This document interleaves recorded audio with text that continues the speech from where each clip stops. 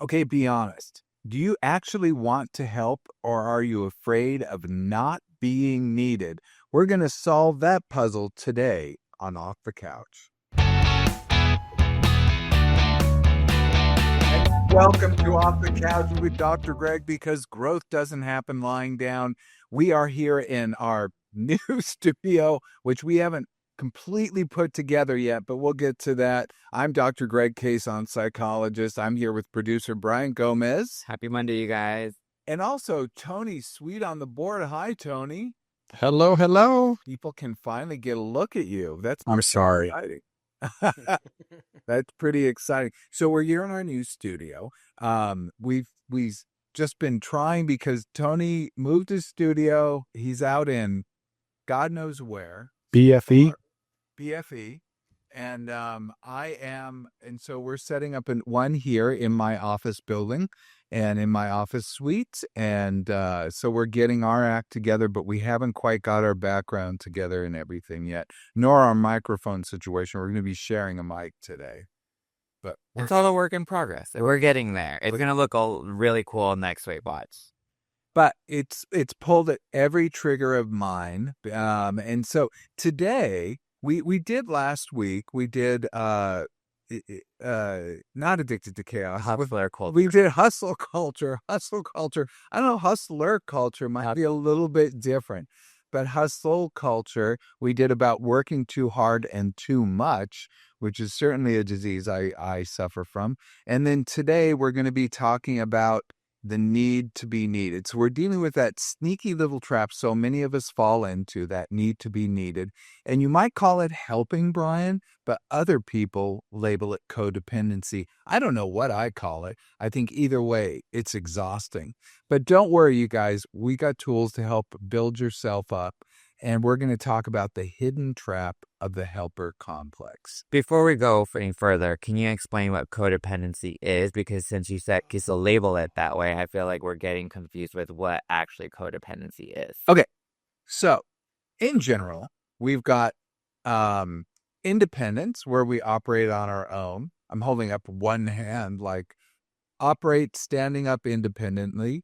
We have dependence, which is we operate based on somebody else. Somebody is standing up independently and we lean against them. That's dependence. Codependency is when you lean on each other, when you seem to need each other, and if one falters, the other falls. So if one can't handle it, it's like a TP, two sides of an isosceles triangle, that if one falls, the other side falls. Got it. Okay. Does that make sense? What is ideal in relationships is interdependence. So interdependence is when you have two sides right next to each other who are helping each other out, but they function and can function independently as well. So they both they're interdependent as well as independent. But they often do lean on the other person and they really do value them, but they can function on their own. Okay, cool. Thank you.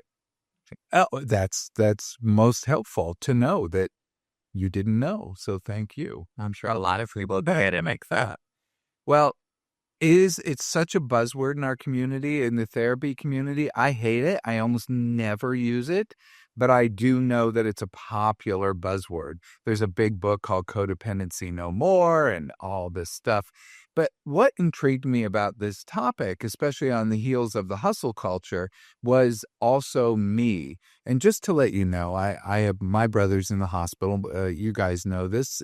Brian knows this. Tony knows this. But letting you guys, my brother's in the hospital. He's still in the hospital. My brother has intellectual disabilities. And it's been really, really hard for me emotionally. And it's always hard for me emotionally dealing with some of my family issues. It's interesting to me because as a therapist, I don't feel like that's emotionally difficult work.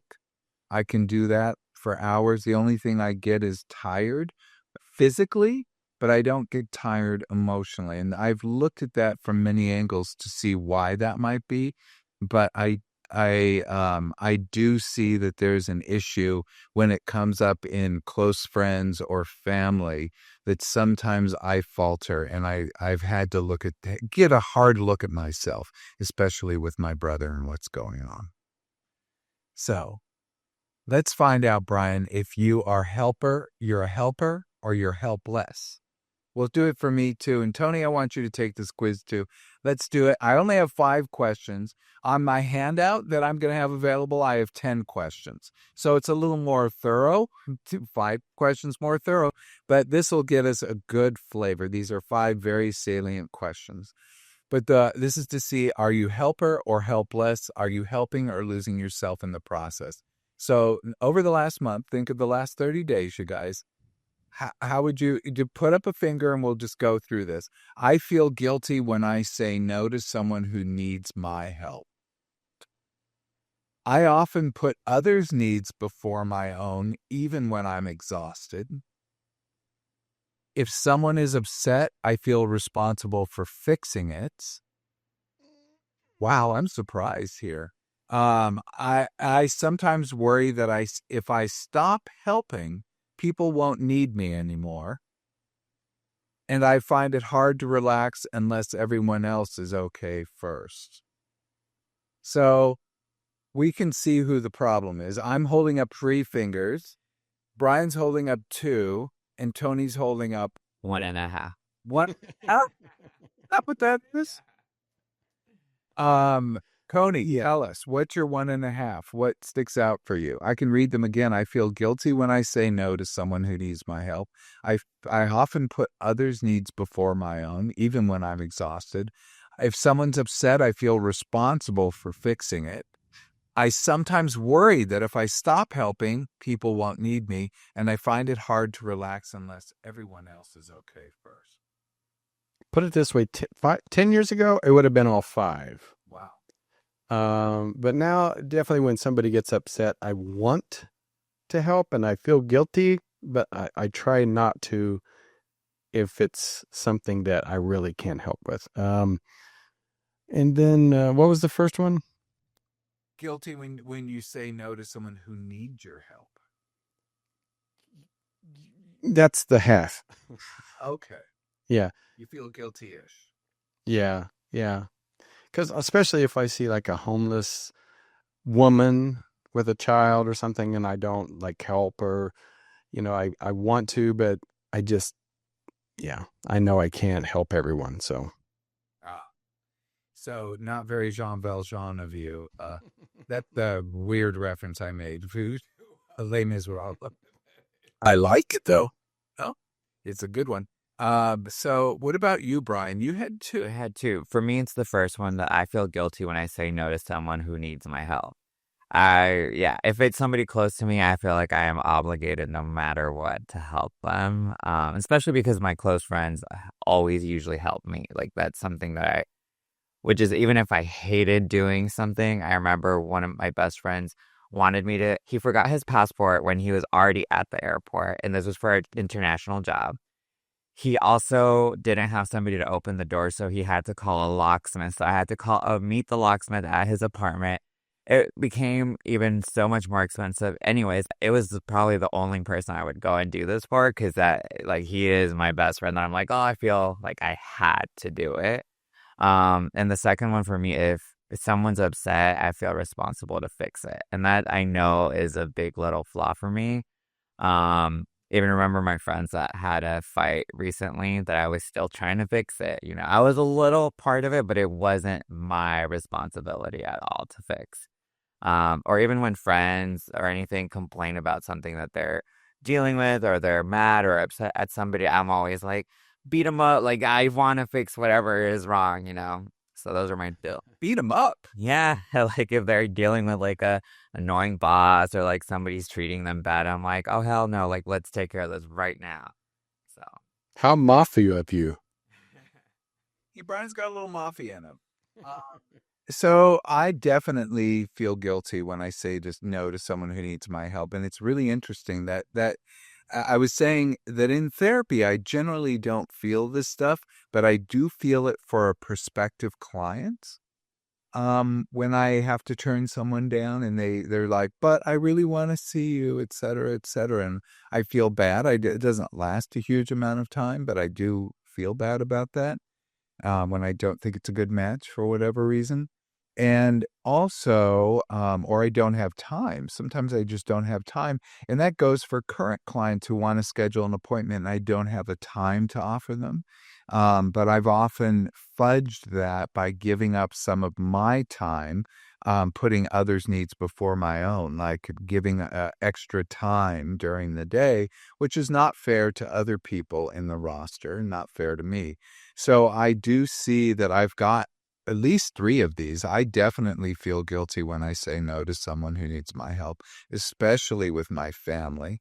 And my family will ask for things that sometimes I just don't want to do, especially because it may require a great deal of time. And I feel bad saying this because I have family who listen to this podcast. So thank you. And I'm sorry, family, but I'm just being as honest as I can possibly be. And I've seen you do this. Like, I always get on you for spreading yourself too thin, or like when somebody even asks you to write something or an article or anything, and you don't have the time in your schedule at all to do it, you still force yourself to do it because somebody just asked you. You're one of those people, if somebody asks, you're just like, okay, even if there's no way you can possibly do it. It's true, and it's not good. It's definitely a behavior I need to work on. I'll tell you what happens in my head, though, at the moment that I actually think, oh, I can do that. I can handle this. I can take this on. I've taken on so many big things that I'm like, oh, this is nothing. And something like writing an article, like, oh, I can spit that out in a couple hours, 2-3 hours. I can get that together. So I think things like that. But I like with the most recent article, I was falling asleep in front of my computer, like, you know, at the end of the night trying to write something. And I've tried to do emails at the end of the night, and I'll send an email that will just be gibberish. Part of it will be okay, but it will be such poor judgment on my part to have done that. So I do need to watch those kinds of behaviors. And that's something I've struggled with my entire life. I definitely have gotten better, but I do see that this has been an issue for me. Often putting other people before my own, even when I'm exhausted. Oh yeah, well, that's that one.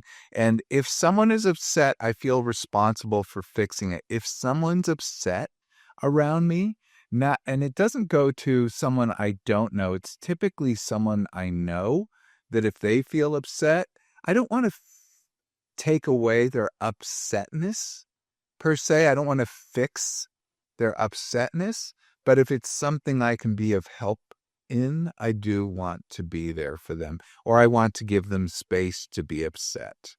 But if someone aims their upsetness at me, like gets upset at me, I do not respond as well as you might believe. I'll be like, don't yell at me. Don't do that. So, Which, I think is kind of good to do. It can be, but often, I'm like, do not pull that with me, not now. You're still setting boundaries. Oh, you could call it. I don't worry that if I stop helping people, people won't need me anymore. I always feel needed. And I know that I'm not trying to sound conceited, but I do always have that feeling. And I've never not had that feeling. And I do believe that because I did grow up with a brother who had intellectual disabilities, I always had to play a role of assistance. So I do see that in my own psychology. But to go along with that, like with my parents, anytime I had a need of my own, I always felt like I was being a burden. So I didn't ask for a lot as a kid. And when I did, it got very problematic. I think my computer just went off and made a big ding. So sorry about that. But, that's the bottom line is there's always a push-pull. And I do see that it went all the way back to my upbringing. Yeah. And do you still feel like you're still a burden now if you ask for help? Yes. I feel like, is that kind of common with most adults, though? Because I've always felt that way, too. No. Some adults have zero problem, or like help for help, zero. Like if you're struggling with stuff or like life is just hard, that like you don't reach out to friends because you feel like you're a burden, or like, yeah, even if like let's say you're moving or something like that, and you'd rather just try to do it all yourself because you feel like you're a burden. Or is that just me too? Oh, yeah. I don't ask people for help when I'm doing things. I can hire someone, but I even feel guilty hiring someone. True. I feel guilty. And I will be like, oh, I don't want to make their life too hard.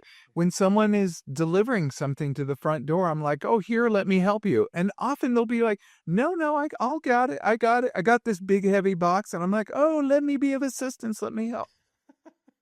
I see that, but I see people all around me now. They have no problem crossing their arms and judging harshly. They didn't move it correctly, so I just operate a little bit differently in that. And I've come to just accept that is how I am. I don't give it a lot of weight. I don't think it's bad, and I do know it has some costs. But it's just I think when you grew up, I finally had to come to terms with how I grew up and where I grew up and in what circumstances I grew up, that I could be a burden if I asked for something in my family, because that was a lot, and that I needed to be of assistance pretty much always, because my brother was a year older than I was, so I kind of grew up in that particular understanding or mold. So do you think in like a sibling dynamics, like the oldest child is usually that kind of person too? They're usually the ones that have to take care of their siblings, help their parents. Oldest child. Tony, weren't you an oldest child? No, you were the youngest. Okay. I'm debating. Talk about you later. The spoiled ones. No, the oldest child often feels the most independence. The oldest child often feels like their needs are okay, and they have a little fewer problems asking for what they want. Now, every family's going to be different, so we can't just make these generalized rules. But I'm going to knock on the oldest children now, being of Jam Brady of the bunch, being in the middle, that the oldest child is often given what they want, is more focused upon, but they're also judged harsher. So in a weird way, the oldest child has a lot of eyes on them, which can be bad and can be good. By the time the youngest child comes along, they're often the sweet, wonderful one. That's what it is, Tony. You, the sweet, wonderful one, that you get eyes on you because you're sweet and wonderful, not because they're like worried that you're going to go outside the lines or cross the street or whatever it is. They're much less worried parents by that point, because they've done it a few times. So they've allowed themselves to like, oh, okay, it's okay when they play in the mud. It's okay when they go on the monkey bars and fall down. It's okay. But first child might be a little bit more worried about those things, so they might be very rulesy, and the oldest child's often breaking through that mold. Often has more independence, and the oldest child also is very bossy to the younger kids, may I say. Didn't you experience that, Tony? Mm-hmm. Right. Was an only child, so there's a whole set of problems with that one. So Ooh, so he was a bossy and a sweet child, right? he was a bossy and sweet. Was he sweet? I'm still sweet. Look Still at in my him. Still sweet. but yeah, I did have If that. people can hear the conversation that happened right before we began this park, so you would not agree with that, assessment. In fact, you were knocking me for what I had planned to say, and I'm like, that would have been nice to have a little bit beforehand. Well, if you had time to get together, It's always my fault. It's always my fault. Okay. So, do you say yes when you're screaming no inside? This really intrigued me because this has happened to me. Helpers often confuse being needed with being loved. I don't feel especially loved. So I don't know that I go all the way that far, but I feel a demand to do things. I think that's partly the feeling, that dark feeling of burden with somebody else. and the demand to help others. So it's this back and forth thing, I feel, that I need to be in that position. But sometimes I don't want to do something, and instead of just standing up and just saying no, I used to know this woman, Tamara. She was a therapist. Oh my God. I've never seen anyone say no with greater ease. Hi, Tamara. But she never, I've never, and I always thought, she's amazing. She says no so much. It's absolutely phenomenal. How does she do that? But she just had no problem saying no all the time to everything. I always try to just have like a escape route just in case whenever I'm like, oh, okay, sure, I can do that. And then hopefully that something doesn't work out that I can't do it if I truly don't want to do it. Well, usually if I don't really want to do it, and I will often say something, but sometimes I'll avoid it completely. Especially if it's someone I don't know, I'll just try to like back off, not. So as you gotten older, it hasn't changed? Because I noticed let me ask you this as a therapist, when my mother passed away almost 7 years ago, I feel like I switched. Like, I feel like because I was so worried about my mother her health and making sure she was okay. And, as soon as she passed away, within just months, I felt like a whole different person of saying no and kind of standing up for myself. Where before she was always like, no, don't cause any issues. But I felt like my whole life switched. Wow. Yes. No, that's actually something people say when their parents die. Did they actually feel more free to be themselves? That's me. Even at, any age, not just Yeah. young ages, but at any age. So that's not unusual. I do not want my mom to die by any means, so that's maybe why I'm here.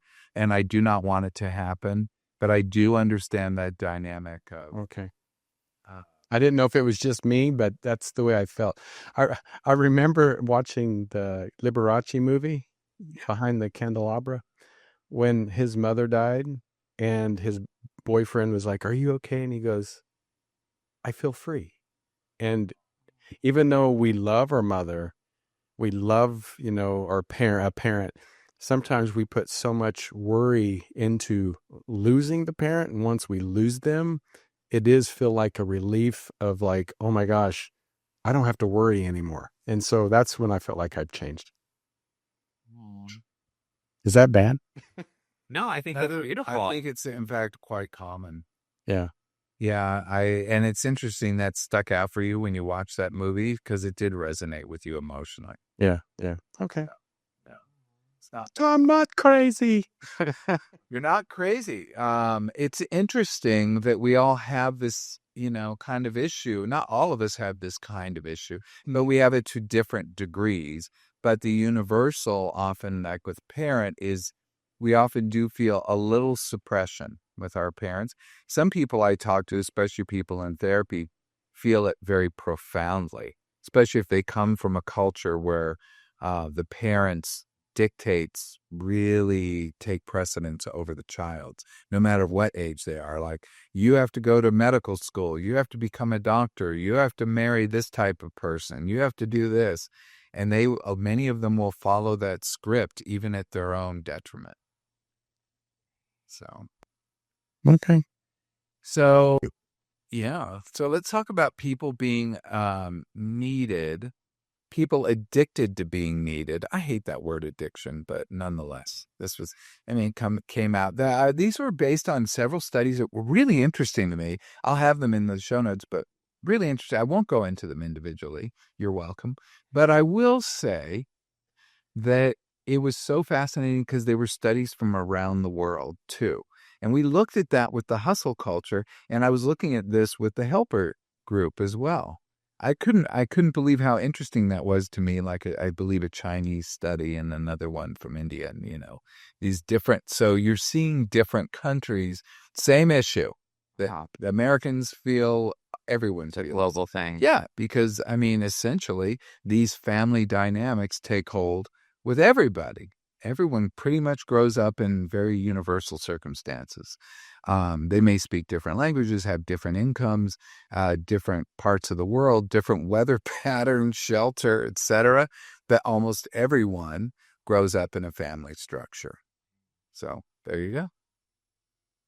So let's talk about feeling obligated when people feel that need, that twanging need to feel obligated to show concern and care and attentiveness even when they don't feel it inside. You know who feels that a lot? Service employees. So like working in a hotel or working in a spa or working in healthcare or many, many things. Brian, have you ever felt this feeling obligated to show care and attentiveness and concern even when you didn't feel it? No. What do you mean? Because, I'm an emotional person. So it's like, if I don't really feel that, there's no way my body can be like, oh, we should do the right thing. Like I feel like you've seen me. If I see something that's like, oh my God, I feel like I should help. Yes. But I thought you felt this at your retail job that you had. that I actually had obligated to, no, I would just make it my whole game of like the retail world was playing a game of making friends. I didn't care about that's how they tell you to behave and act whenever like customers come in and everything. You want to give them this customer experience, that's elevated and everything. But it wasn't like I was just trying to make friends. That's how I always saw it. I'd be like, oh, I'm just here meeting a new person and seeing how cool they are or something. But I wasn't me being fake or anything like, oh, I'm going to try to sell you this handbag. And by gassing you up, I always was like, I'm focusing more on like making a real connection, And that's how I've always just worked. Okay. Well, then what were you saying earlier about your retail job and why? Oh, how I hated it? Yeah. Oh, This yes. is behind the curtain, folks. He was telling me this story right before we began. In alignment with the show we're doing today. Well, then all of a sudden you're the opposite. Well, that's why I didn't stay there long. It was a summer, and I was like, all right, this is not for me. And they wanted me to stay longer, and I was like, yeah, I just hate it here because it was this toxic culture of like being forced into doing that. And that's just not how I wanted to work. I've never wanted to. So you did feel forced into showing a way of being that was not real. And no, that's the whole retail world, pretty much. Okay. But I just didn't like working like that. And I had a lot more. I agree. It's the whole retail world. And I worked at Saks Fifth Avenue, but I kind of dug like being super friendly to people and talking to people. And I never mixed them up as friends, but I was always, chitty chatty, talk to them like, oh, hey, da, da, da, da, da. I never got too personal with them, but I was always extremely like it was just made it pleasant for me to get through the day. And with the employees, we'd always dish and talk. I mostly hated the employees. That's why with me, the clients, when they would come in and be like, oh my God, please talk to me. Like, I just want a friend because I hate everybody here. Oh, clearly. That was my way of like working where I'm like, I don't even care if we sell. Please just talk to me so I don't talk to them. And Tony, when you worked as a personal trainer. I think that's a real helping profession as well. Did you ever have to fake it there? Yeah. Well, as a personal trainer, no, because most of my clients, I really would get to know them before I even took them on. Oh, okay. But I was also worked at a physical therapy office where I was a physical therapy aide. Some of those people, for some reason, they would always give me the most difficult people because I got along with everybody. And there were people I'm like, okay, these people are very difficult. I'm just going to smile, even though I don't want to work with them.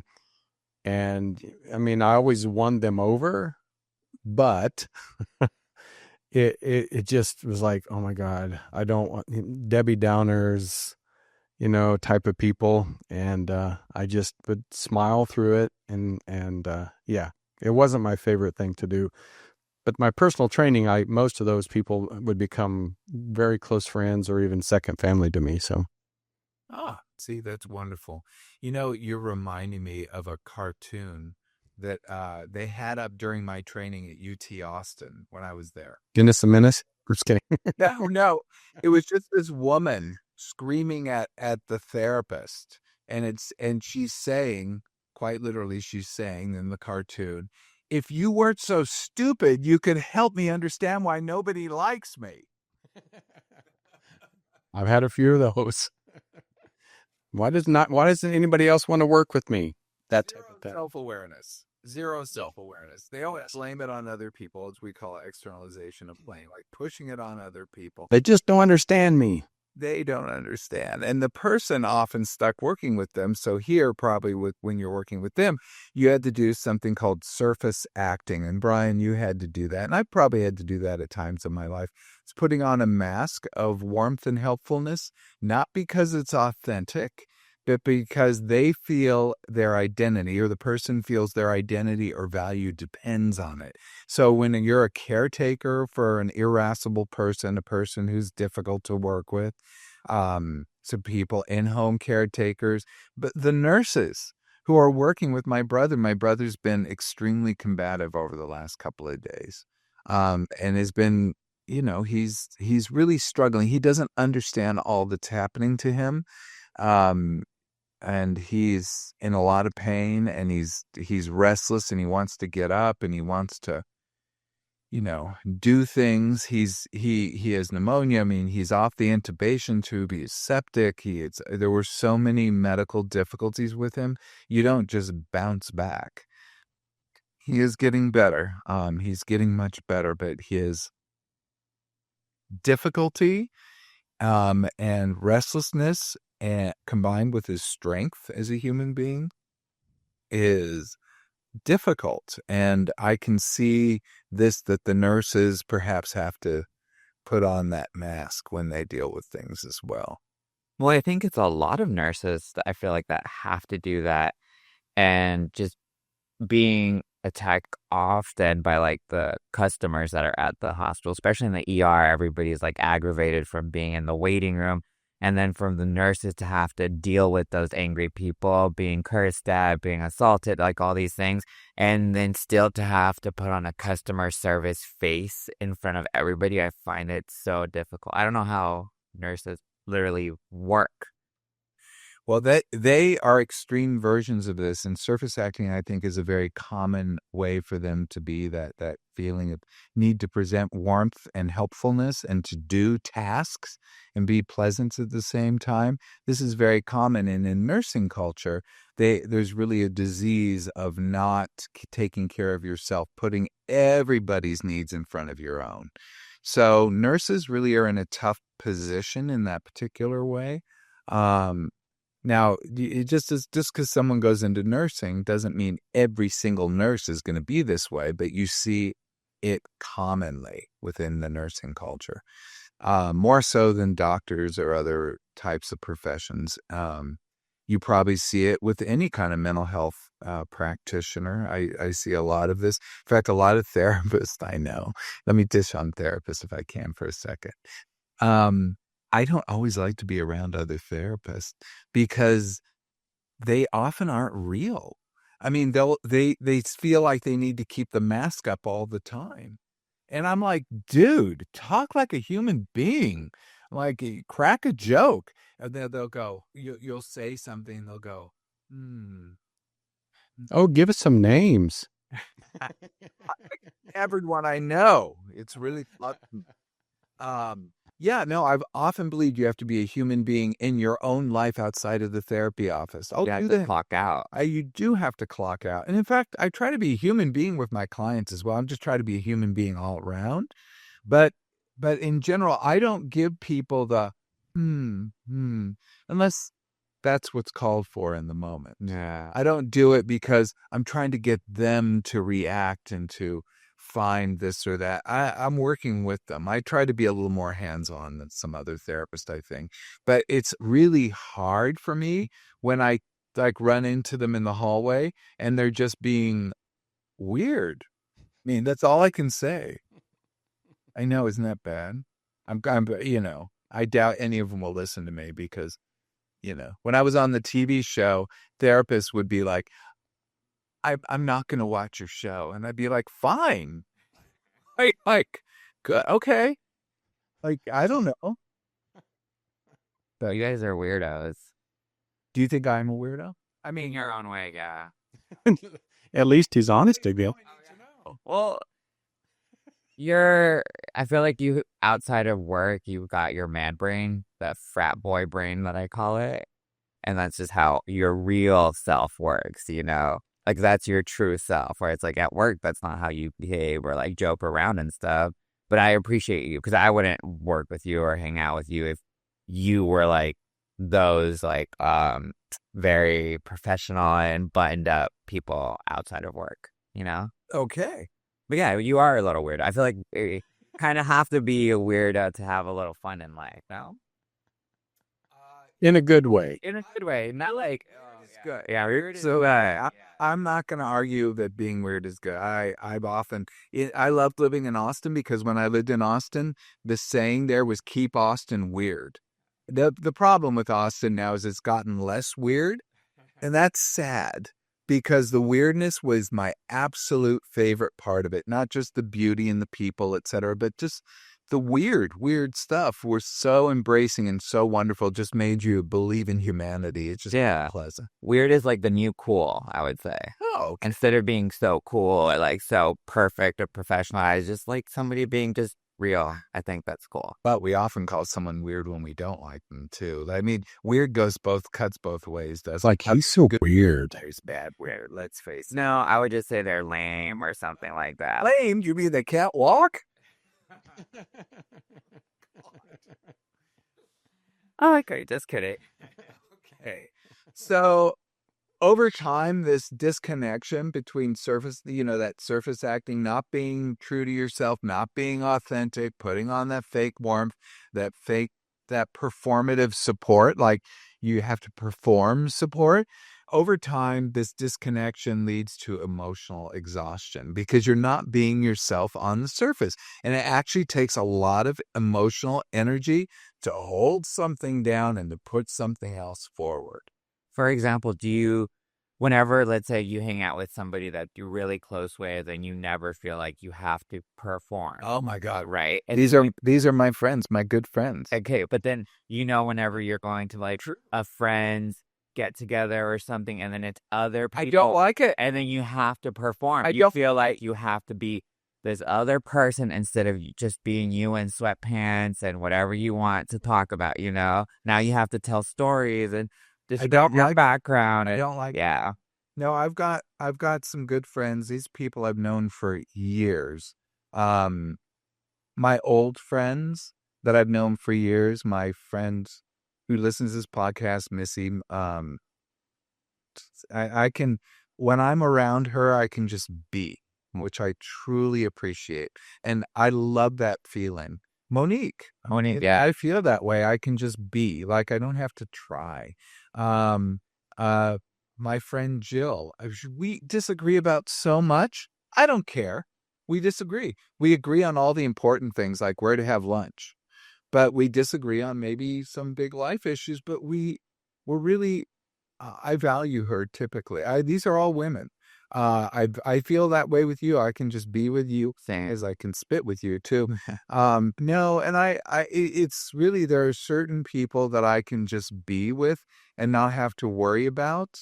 But I do know that performance thing. And when there's a new person involved, I don't care how amazing and wonderful they are, then it just makes you more stiff and exhausted. Even thinking about it, you're like, oh God, I'm so tired. I don't even want to. Oh, I not used to have, I very much still have friends. Oh God. But see, you can see Okay, how. let me just say, I'm not even going to say who it is, but you know who you are. Would call to say, hey, do you guys want to have dinner Thursday night? Come over to our house. We'd come over, and then there'd be people you weren't expecting there.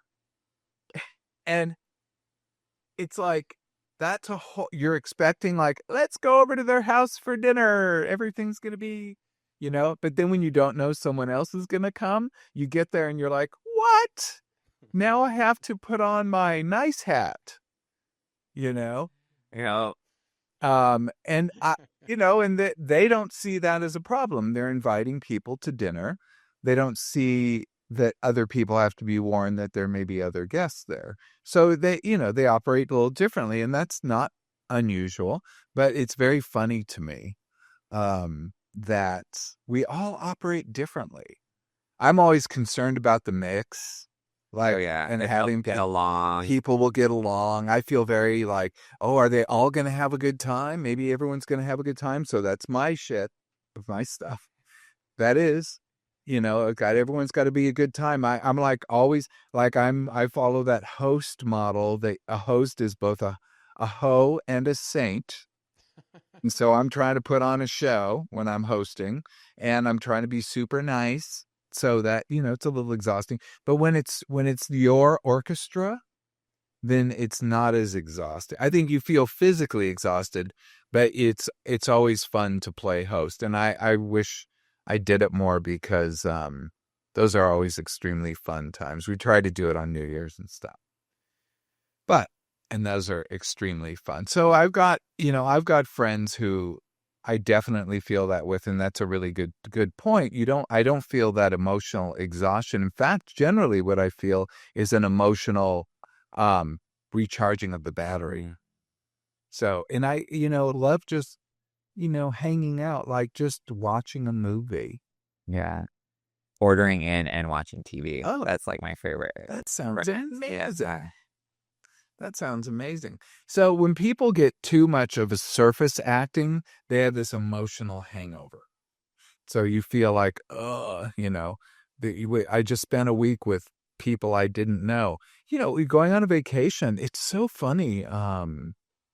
Vacations can be that way too, when you have to encounter other people. What? No, I mean, I just hear about it all the time when people go as groups on vacations and everything, and I'm like, I would kill myself.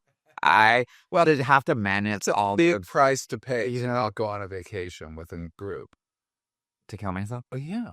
Oh, I would never really do it, but like, I just would rather not go if like it's gonna be a huge group and then having to deal with like if it's not everybody that I'm like super close with, if there's some like randoms, I'm like I would rather just not interact, you know. So some people I can do it. I see a lot of group friends are always traveling. I'm like, I hope you guys are the bestest friends because I could just see how annoying that could be. So Tony put up the visual number 1. And I don't have it in front of me, but I seem to remember this. This is what does it say here? Just read it to me. It says surface acting, News, yes. emotional exhaustion, burnout, and turnover. Yes. Okay. So really, it should be the other way around. The surface acting, sorry, leads to emotional exhaustion, which will lead to burnout. Yeah, which will lead to turnover. Is that the order it's in? Yeah, turnover is the last thing because once you're burned out, you're like, I can't work here anymore. And we really concerned about this with people in helping professions. And so being true to yourself is really, really important. And that's why when you're going into a helping profession, it really is good to be in sync with who you are. I picked a profession. I actually don't feel that. I don't feel withdrawal or resentment. That's another consequence of burnout, withdrawal or resentment, or that, turnover of wanting to leave. I don't feel that at all. In fact, I don't know. I feel quite edified by working with people. Yeah, and I can vouch for that because we've talked, even when I first met you, I would always ask you if you would get emotionally drained from dealing with like each client every day and everything. And you'd always say the same thing that you never felt that way, which I thought was cool because I know I couldn't do it. Like I would be. I hear people say that all the time. Yeah, I mean, they go, "How do you do it? I couldn't do it." And I'm like, I don't know. And like if I would try to fix everybody's problem, I'd be like, "Get in the car. We're gonna go fix this right now."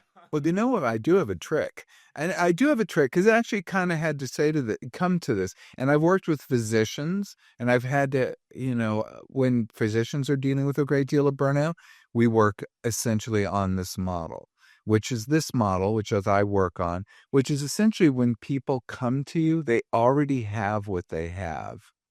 When they're coming to you, The only role you have is to help them get better. So even if you couldn't help them all the way, at least you can help them a part of the way. So that takes some of the responsibility away. Like if somebody, you can prescribe a medication, but you can't make them take the medication. So you can do your part to help them, but then they have to do their part to help themselves as well. When people come to me, often I'll even feel excited, like this is something I can work with. And I'll really love when I have clients who are really dedicated, like they want to get better, those people get better. The people who come in and it's like, I really want to do this. The people who sit back with their arms folded and they say, tell me, just you fix me. Now, not being but as tough for you as possible. Oh god. Those people often don't want to get better, but they do. They want to like kind of march in time. But most people do want to get better when they come into a therapist. It's a huge thing. I mean, On their own, on right? their own, yeah, it's huge because they have to. They probably thought about it for months or years. They've had to invest the money, the time to do it, and then they have to deal with the emotional fallout of going. Yeah. And So coming to terms to actually doing it and going and accepting the help yeah, that you want. Because that's a big part of admitting to that almost, you yeah. know. I'll tell you when I do feel tough is often like somebody's in the middle of something very emotional during a session, and I have to go because I have a client in the next hour, and I have to go get them, up and out. I have to go to the restroom, finish my notes, then see the next person. And that is extremely difficult. I often say the 10 minutes between clients is the most difficult time for me. And every now and then you have people who linger. And no, it's not, I mean, I understand because I'm like, when I'm chatting with somebody, I don't just like want to rush out the door. And they don't understand because, I mean, they don't operate from that model.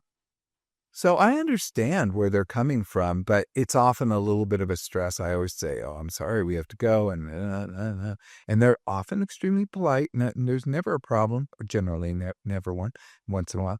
But in general, that's one of the tougher parts. I get that. And maybe because I know how this works, because with my therapist, I'm always looking at the time just to make sure I'm like, okay, You don't have to. Lori.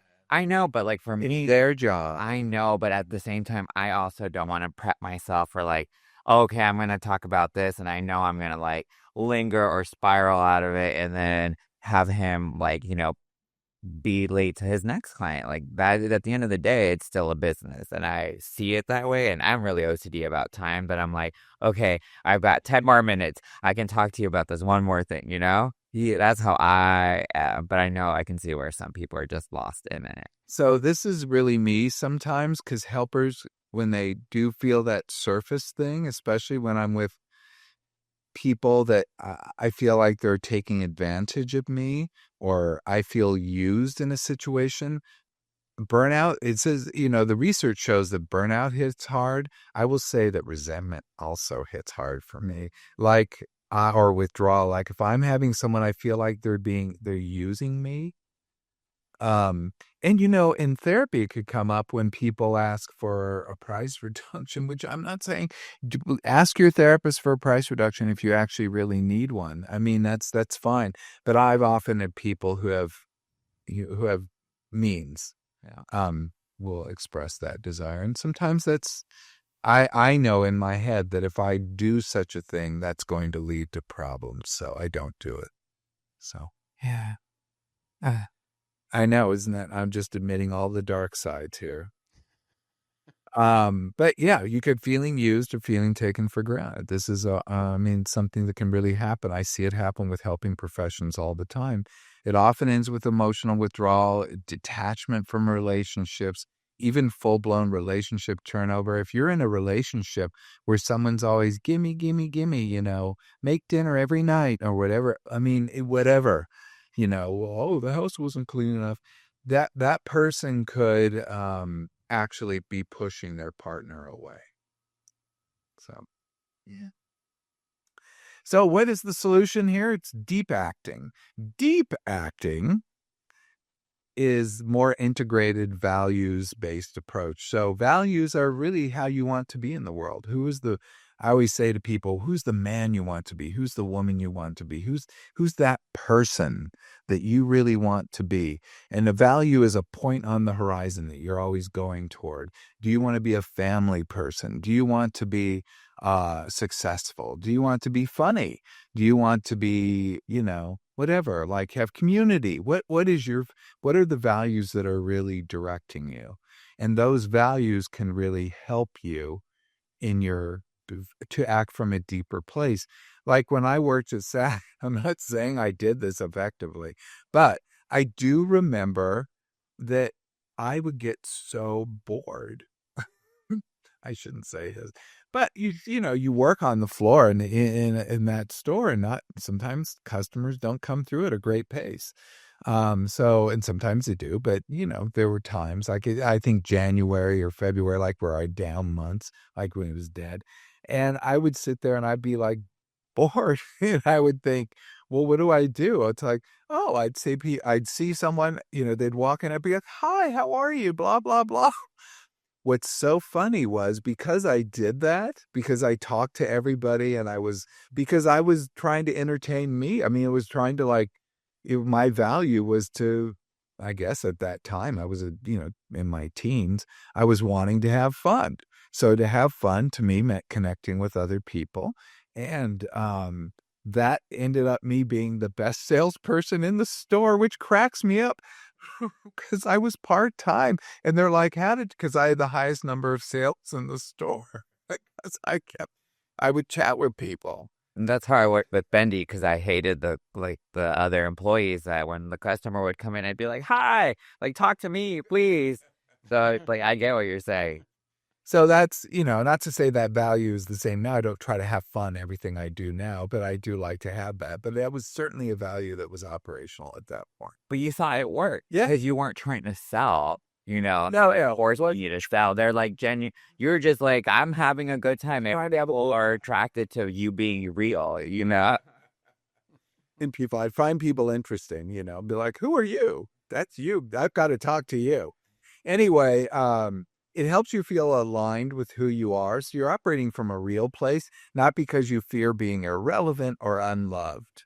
And these individuals who act from a deeper place are more emotionally present without neglecting themselves. So you can be true to yourself. And this results in true satisfaction and sustainable connection, not just being needed, but being valued. And that's that deep acting place is very interesting because you can do that with your good friends. You can do that with people who are close. And I do it with family, which means sometimes I don't present in the nicest way. Sometimes with family, I express my crankiness. I do. The closer, the crankier. That is crazy that we do that. You said doo-doo. I know. I caught myself after I said it. I was like, I'm bad. I said. So if we're talking the workplace, satisfaction in employees will lead to retention. So if they act from a deeper place, they'll feel more emotional connection, they'll feel more satisfaction, and that will lead them to retention. And you can put up the other graphic to do that, to kind of illustrate that kind of a comparison between the two. But the bottom line is when you're true to yourself and you can be with people in a more genuine way, and you work in a job that reflects your own values. Don't go into a helping profession if you don't want to help people. That's just a bad match. I don't care how much it pays. It's a bad match, so you can go into a profession that more aligns with you, and you're going to be more satisfied, and you're going to stay in that job longer. But helpers, specifically, especially helpers and healers with boundaries and internal alignment, are more likely to maintain meaningful and healthy relationships, both with their patients, their clients, with people, their salespeople, etc. I used to know a salesman, by the way. He was hugely successful salesman, hugely successful. But Oh, but he always told me that he just goes there and he just has a ball with people, and that's what he does. He doesn't even care about the product. He is, I just go and have a good time or thing. Brian, do you have any questions for us? Yes. Okay, we have a few that we can go over before we finish up. The first one is, how do I know if I'm actually being helpful or if I'm just trying to control everything through kindness?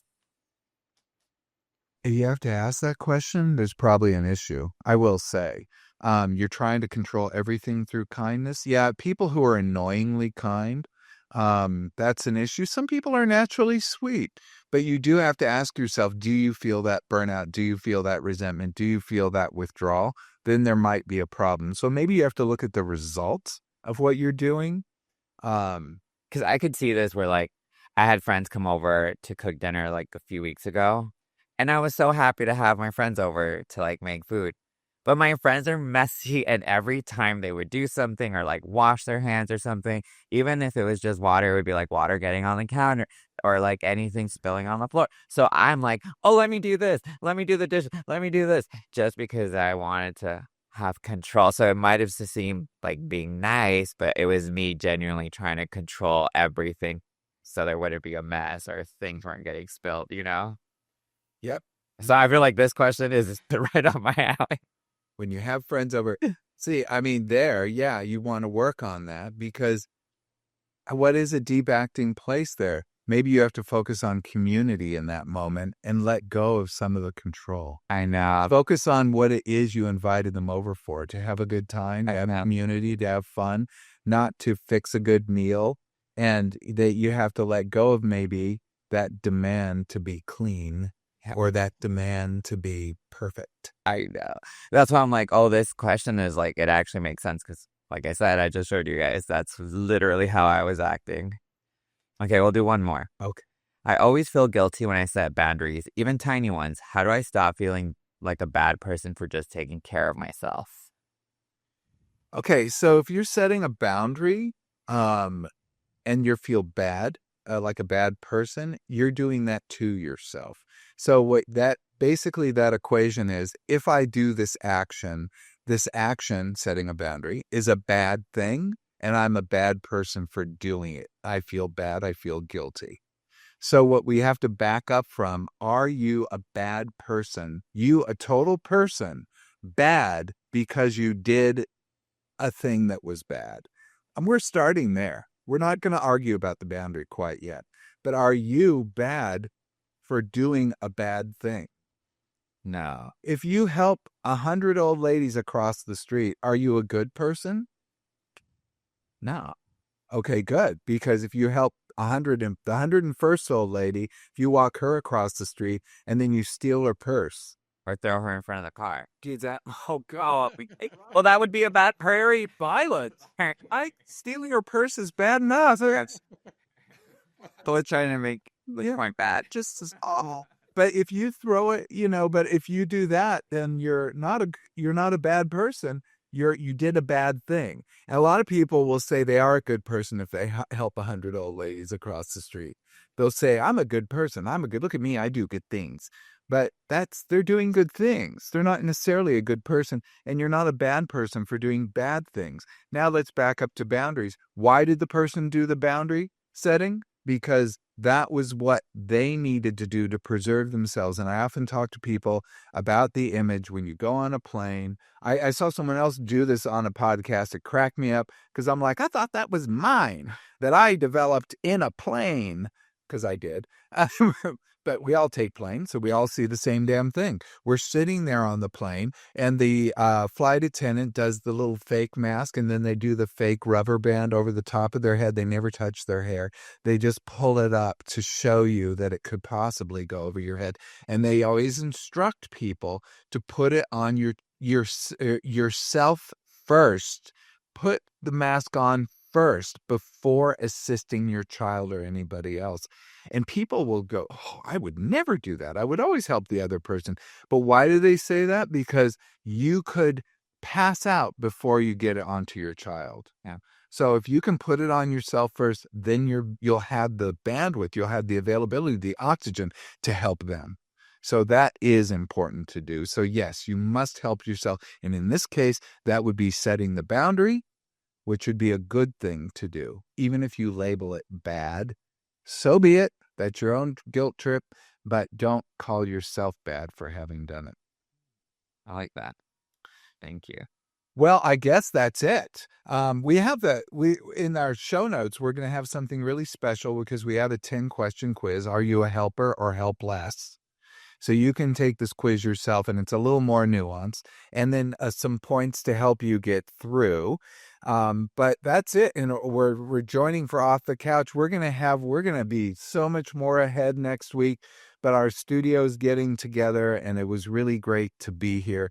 Thanks for joining us on Off the Couch. If you saw yourself in any of today's patterns, take a breath. You're not broken. You're just human. And remember, insight is the first step, but action is what moves the needle. So whether it's breaking a pattern or reaching out to someone new or simply being kinder to yourself, that is the real work. So if you enjoyed today's episode, please share it with a friend. We really like that. Like, subscribe, give us 5 stars. We're on Apple and Spotify and wherever you listen. Go to the studies on my YouTube page. That's where the show notes are, youtube.com/Dr. Greg. And until next time, what would you say? Keep up those boundaries, I guess. Keep questioning your own patterns and do what you can to do best. Hit us up on socials at Ask Dr. Greg. This is Dr. Greg, Brian, and Tony bidding you farewell. Until next time, be present, be flexible, and be kind.